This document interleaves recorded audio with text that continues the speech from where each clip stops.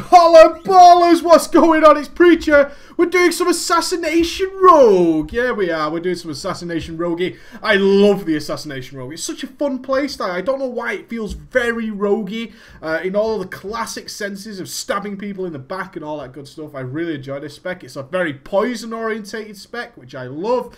Everything about this little spec here, right, is one of my favourites, if not the favourite one of the Rogue at the moment. And good news, compared with Sub, it is equally on par as the top single target DPS spec, okay? Combat is obviously good, slightly behind single target, but if you have any form of cleave, combat is going to be great for you. If not, single target, assassination or sub, pretty damn equal. Pretty damn equal, so whichever one you prefer, you can roll with, which is awesome. Assassination, let's talk about it.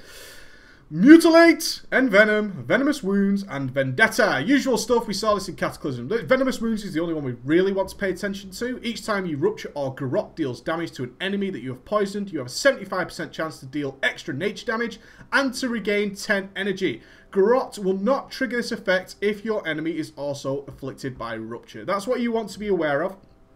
If an enemy dies while afflicted by your rupture, you regain energy proportional to the remaining rupture duration. So putting on a rupture is not a waste of time in most circumstances. In fact, rupture is so damn important, we're going to be keeping it up all the time.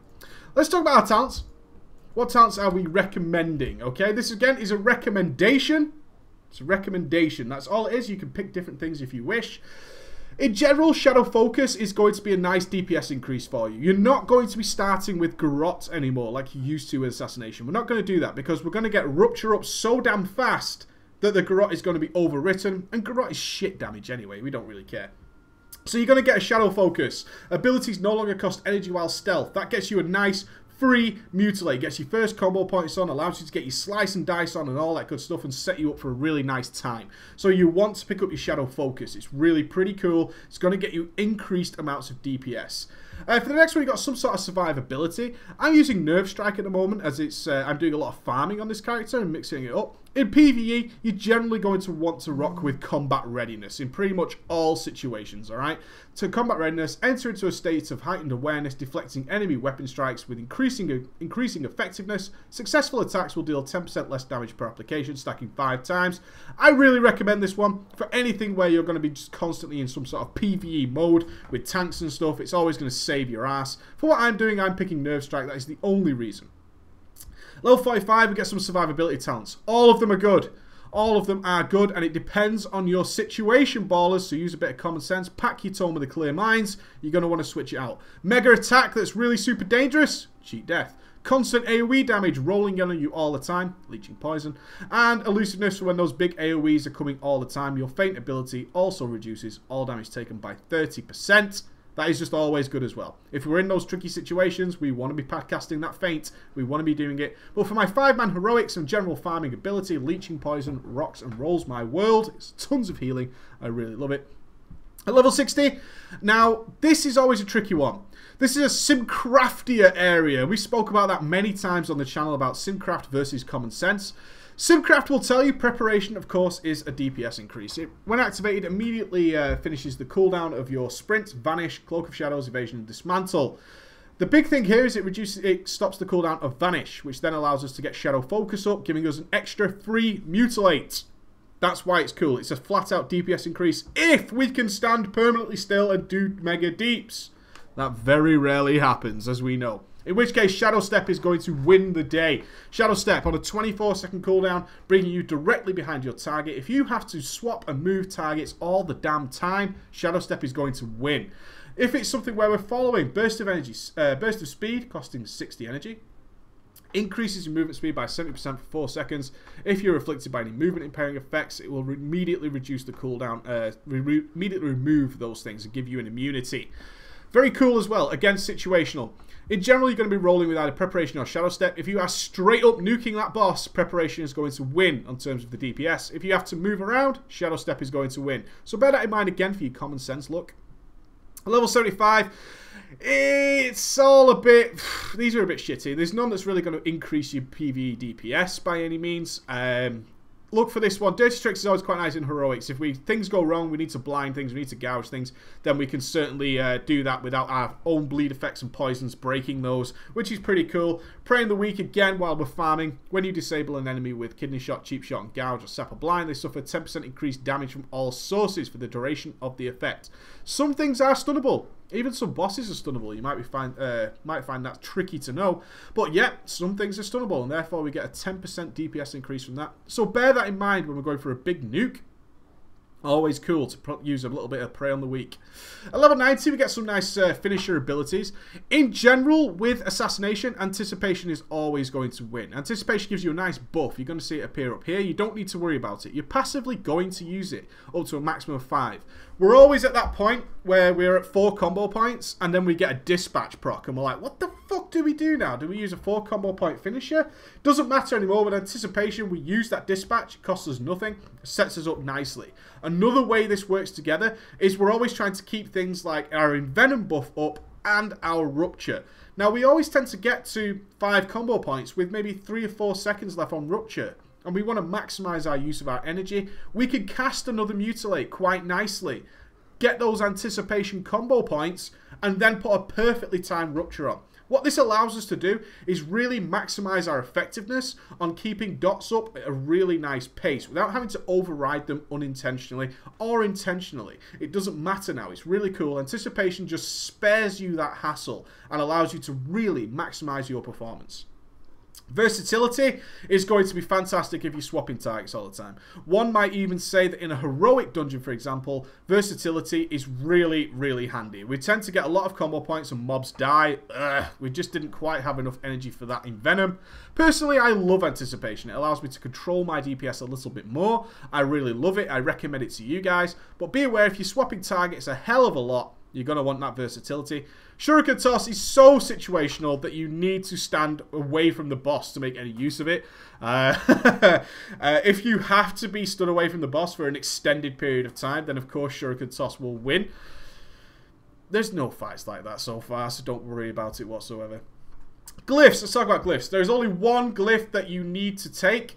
That is the Glyph of Vendetta. Reduces the damage bonus of your Vendetta ability by 5%, but increases its duration by 10, making it a flat-out DPS increase.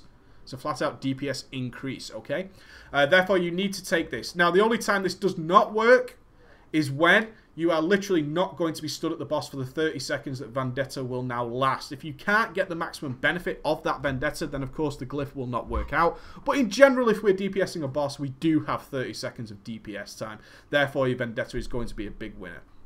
You've got all sorts of other choices when it comes to major glyphs. None are a major DPS increase. The only one I really want to mention is Glyph of Exposed Armor. Should we get into a dungeon where our tank is not able to debuff armor, then of course Glyph of Exposed Armor is a flat-out DPS increase for you and the rest of your party, okay? So it's very, very helpful. I would recommend you pick that up. Minor glyphs, I just want to mention the Glyph of Tricks of the Trade. You can glyph this if you wish. Your Tricks of the Trade ability no longer costs any energy, but also no longer increases the damage dealt by your target. It's up to you. If you're a selfish mofo and you're just going to tricks the tank at the start of the fight, then go ahead and take this glyph. But in general, you want to be tricking somebody during the fight, especially another rogue, getting that nice damage increase. The damage increase you get from Tricks of the Trade far outweighs its energy costs, especially if you're getting that in return. If you've got two rogues tricking each other, definitely go ahead and don't take that glyph. Don't take that glyph. If you're a selfish mofo and you just want to tricks the tank at the beginning of the fight to make sure you can do flat out deeps, you're not going to get any other benefit out of it, then take that glyph. I personally don't. I like making sure that I'm doing some tricks of extra damage. It doesn't cost you that much energy. It is a slight DPS decrease, of course, but that's okay. Let's talk about our Reforging. Now, I did mention in the beta video how reliant on poisons Assassination is. I did a little bit of a DPS before, and you can see how much damage is being done there by poisons. Look how far ahead it is. I'm just going to bring this up here, nice and big.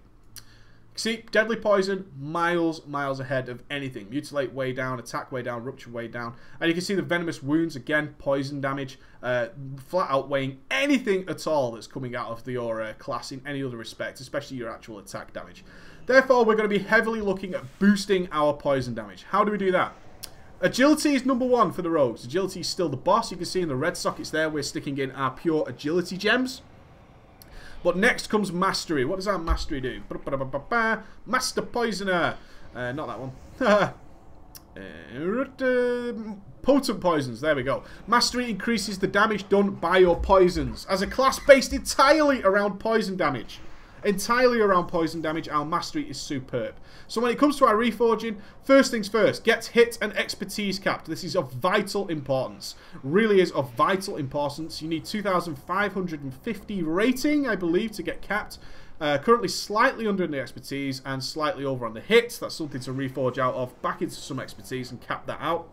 After that, you want as much mastery as humanly possible. You really do. You want to be putting agility mastery gems in. Now remember, your meta gems, I didn't notice this in the warrior videos, but I only just recently found out, is your meta gems no longer have any requirements at all. They really do not. So you want to be fitting in as much agility gems as possible, and if you have a really good bonus from a yellow socket area, then you would use an agility mastery gem. Forget your blue gems, they're not important whatsoever. Getting the hit cap is not difficult, especially with a Ghost Iron Dragonling. And remember, most importantly, meta gems no longer have any requirements. You can put whatever gems you want in your gear and your meta gem will work. As many agility gems as possible. If you have a really, really nice bonus from something with a yellow socket in it, then you'll use an agility mastery gem. Tend not to focus too much on your blue gems. Blue gems are a little bit shitty these days. That's okay. As you can see, there's only one item here that has a gem slot, and we've gone ahead and stuck a big agility gem in there. Let's talk about rotation. That's what you guys are always asking me. What's the rotation? Rotation is pretty simple. We're going to look at this in two ways. Single target, you're going to start in stealth, obviously, to make sure we get our shadow focus up. There's our buff, our shadow focus. You're going to open with a mutilate. You're going to get your slice and dice on. There's a nice dispatch. And then as soon as humanly possible, you're going to throw on a rupture. Okay? And get your rupture going super quick. So you can see how quick you get that rupture on. Some people are going to really cry, so I'm going to put the poisons on. I know you guys are going, you got no poisons on. Okay, I'll put my poisons on. So remember, your poisons are now buffs. Your poisons are now buffs. So we'll get deadly poison and leeching poison on. So your single target rotation, again, I'll go in. Mutilate. Get your slice and dice on. Get as quickly as possible to 4 or 5 combo points, and then quite easily go into a rupture. Remember, if you've got anticipation, you can easily go to 5 and not worry about it. If you want to always use 5 combo points, and as soon as we're back up to 5, we're using that Envenom, keeping our Envenom buff up. And the key to maximum DPS, of course, keep that Envenom buff up as long as possible. Do not try to refresh Envenom if it's still going. A quick note on Rupture. Rupture, we don't care about its damage. We're not interested in the damage of Rupture. The damage itself is crap. You can see 1,575 with a 3-pointer there. It's garbage. What we want is this, Venomous Wounds that we talked about earlier. We want the Venomous Wounds. So if you cannot put up a 4 or 5 combo point Rupture, it doesn't matter. The fact that Rupture is up at all is the important part. So keep Rupture up as long as possible. Really, it doesn't matter. Don't say, oh, I haven't got 5 combo points, I can't put my Rupture up. Doesn't matter. We're after just having the Rupture buff up completely. Other than that, blow your cooldowns, blow your load all over it. Remember your Shadow Blades, which is essentially a version of Adrenaline Rush for most of us. Make a nuke macro for your pull, Shadow Blades and Vendetta, using them at the same time. Now remember, Shadow Blades and Vendetta have different cooldowns. They will very rarely ever line up, so use them on cooldown. Use them on cooldown. They very rarely ever line up except for the beginning of the fight. That's the only time you'll have both of them off cooldown. And that's essentially it for your single target rotation. Assassination always been relatively simple. Slice and dice will of course be refreshed by your Envenom. Envenom automatically reflects it. So there you go. I got 4 combo points in Envenom. So now I've got my Envenom up. All good. And I'm just keeping this debuff up. A 4-point Envenom is always good as well. You're after the poison damage. Remember, Envenom increases the chance to apply poisons. That's what Envenom does. Now you can see here I've got a few seconds left on Rupture. I'm fine. I'm just going to keep DPSing and building anticipation. And then I can put the Rupture up. I have 2 extra combo points ready to go. Get my Envenom up straight away. You can see our anticipation there working really well for us. So what's our AoE rotation? Some people think at 4 mobs plus you should be fan of knivesing, and using your Crimson Tempest like an absolute gangster. That is not going to pay off till at least 6 or 7 mobs. Unfortunately, it's not really going to pay off until 6 or 7 mobs. So what do we do if we've only got 4 mobs? Do we just single target Preacher? Hell no! You get a little bit shady. But thanks to that wonderful ability, Venomous Wounds and Rupture and how it works together. let me show you some what happens with my energy regen and the amount of damage I do when I simply start doing something like this. I'm coming up to my 4 mobs. The trash pull, standard heroic trash pull, 4 mobs. Got my tricks of the trade on, ready to go. And I get my slice and dice on. I go straight into the fight. And I rupture that one. And then I switch. I switch quickly. And I'm going to put rupture on everything. Rupture on you. And I'm going to put rupture on everything. Now watch what starts happening to my energy. It's going to get pretty crackers. Remember, try and keep your slice and dice up at all possible. Try and use it within Venom, not like I did there, like a scrub it up. Keep rupture on. Now look at my energy now. My energy is starting to fly up. That's what you want. Your rupture is giving you all this good stuff. And it's ticking venomous wounds on everything. You see a 36k AoE there on training dummies with no other debuffs. Absolutely damn fabby-dozy. Try and rupture as many mobs as possible. Spread that rupture around. Get those venomous wounds ticking like absolute gangsters. Get it ticking on everything. Get your energy rebuilding like a total boss.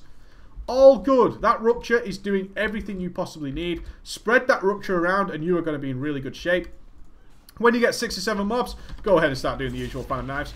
Yay, fan of knives, fan of knives. So much damage, so much damage, so much damage. All fun and games with a fan of knives. All pretty cool. Other than that, spread your rupture around. Get that venomous wounds ticking. Get some nice big energy regen. Get some nice some nice venomous wounds proc.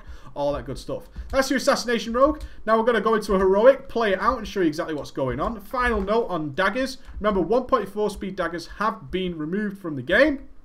So you're just after your 1.8 speed daggers. That's all you're after. They just made Blizzard didn't want to keep creating single daggers for rogues. They didn't want to keep making these super fast daggers, so they normalized it out. You're wearing 1.8 speed daggers in both hands. Put your better one in your main hand, and that's about it. Alright, ballers, let's jump into a heroic and see how it plays out.